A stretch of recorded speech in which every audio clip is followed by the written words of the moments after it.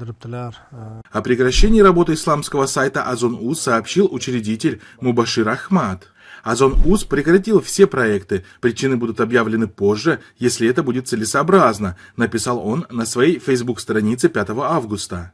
Медиагруппа «Озон» приостановила все проекты, а это сайт «Озон-Уз», онлайн-радио «Озон-ФМ», онлайн-телевидение «Озон-ТВ». Doimo biz shu davlatimizni barqarorligi, ravnaqi, taraqqiyoti uchun birgalikda harakat qilishga doimo tayyormiz. Озон-Уз начал работу в Узбекистане в августе 2017 года. Заявленные цели интернет-издания – удовлетворить информационные потребности населения, внести вклад в изменения в сфере религии и просвещения, анализ событий в стране и за рубежом, отмечалось тогда на сайте.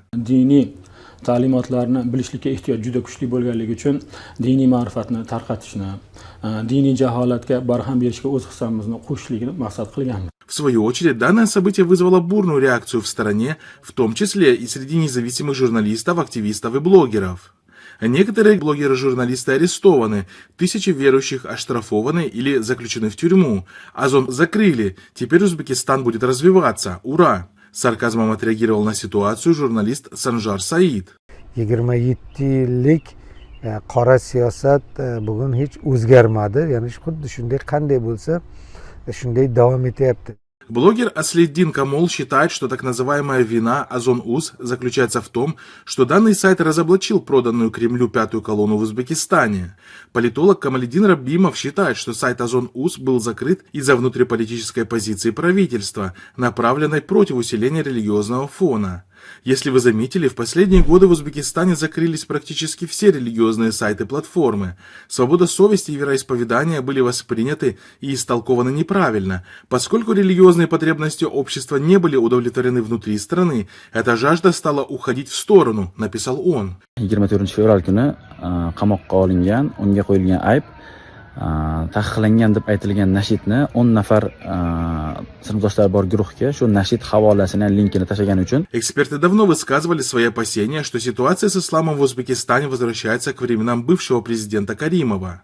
В июле журнал The Diplomat опубликовал статью под названием «Каримовская эра 2.0» для мусульман Узбекистана. В Мирзиёевском новом Узбекистане свобода вероисповедания остается такой же угнетенной, как и в старые каримовские времена.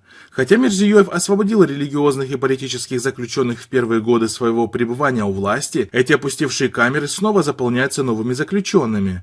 Мужчин с длинными бородами часто задерживают на улицах и заставляют бриться, а женщин преследуют за то, что они носят хиджабы.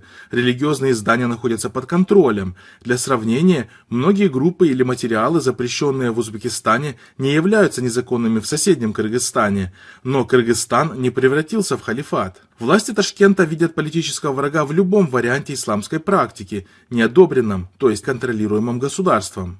Однако ситуация может стать еще хуже. 9 июля в Узбекистане пройдут внеочередные президентские выборы, на которых победит Мирзиёев. После выборов его режиму будет нечего терять, а репрессии против критиков режима, журналистов, активистов, а также религиозной общественности будут еще более жесткими, пишет журнал.